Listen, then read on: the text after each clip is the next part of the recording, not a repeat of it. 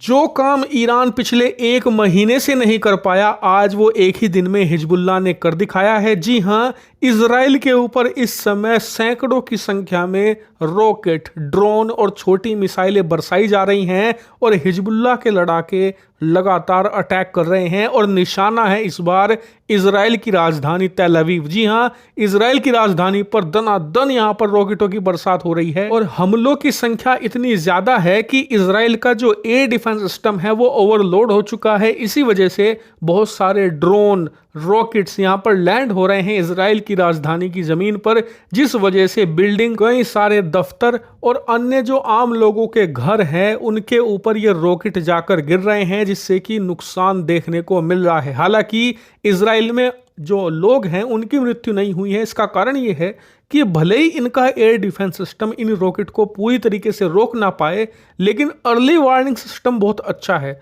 लोगों को पहले ही, कुछ मिनटों पहले पता लग जाता है कि उनके ऊपर गिरने वाला है कोई रॉकेट, ड्रोन। इसीलिए वार्निंग साइन सुनते ही लोग चले जाते हैं बंकर में। यही कारण है कि आम लोगों की जान यहां पर नहीं गई है, लेकिन नुकसान तो हो रहा है। इसीलिए इजराइल ने अब गुस्से में आकर सबसे बड़ा कदम उठा लिया है। आप अपनी स्क्रीन पर देखिए, इजराइल ने अब से कुछ ही देर पहले आने वाले 48 घंटों तक पूरे इजराइल में इमरजेंसी लागू कर दी है। जी हां, इजराइल में आपातकाल लागू कर दिया गया है।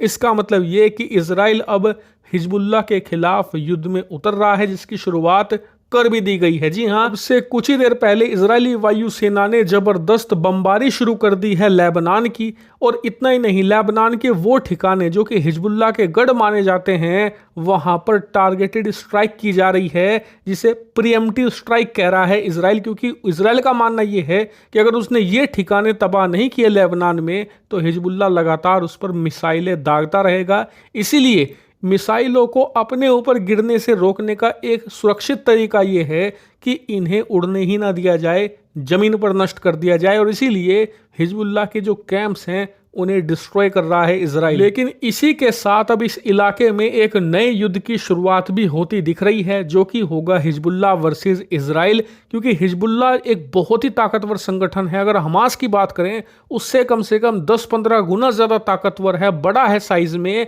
और रिसोर्सफुल है। ऐसे में उसने पहले ही इजराइल को कहा था कि आप हमारी जो राजधानी है बैरूत, लेबनान की राजधानी बैरूत, उस पर अटैक मत करना, ये हमारी रेड लाइन है, आप इसे क्रॉस करोगे तो हम युद्ध करेंगे। और अब इस समय इजरायली वायुसेना बमबारी कर रही है बैरूत की। इसीलिए हिजबुल्लाह ने ऐलान किया है कि आज देर रात उनके जो चीफ हैं वो पूरे हिजबुल्लाह संगठन को संबोधित करेंगे। और बताया जा रहा है कि इस संबोधन में हिजबुल्लाह ऑफिशियली युद्ध का ऐलान कर सकता है इजराइल के खिलाफ।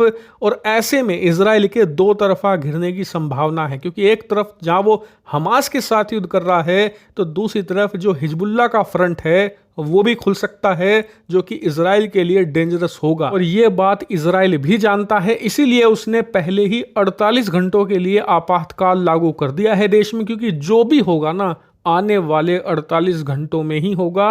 और इसीलिए पूरी दुनिया की निगाह इस वक्त इजराइल और लेबनान पर आकर टिक गई है। अमेरिका की भी इस पर गहरी निगाह है। बताया जा रहा है कि अगर हिजबुल्लाह युद्ध का ऐलान करता है, तो ऐसे में इजराइल की मदद के लिए अमेरिका अपनी फौज भी उतार सकता है, या फिर अपने नौसैनिक जंगी बेड़े के जरिए लेबनान की बमबारी शुरू कर सकता है। यही कारण है कि सिचुएशन बहुत ही ज़्यादा सीरियस है। देखना होगा कि आने वाले 48 घंटों में होता क्या है, और जो भी होगा यहाँ आपको देखने को मिलेगा। इसलिए चैनल को सब्सक्राइब कर लें।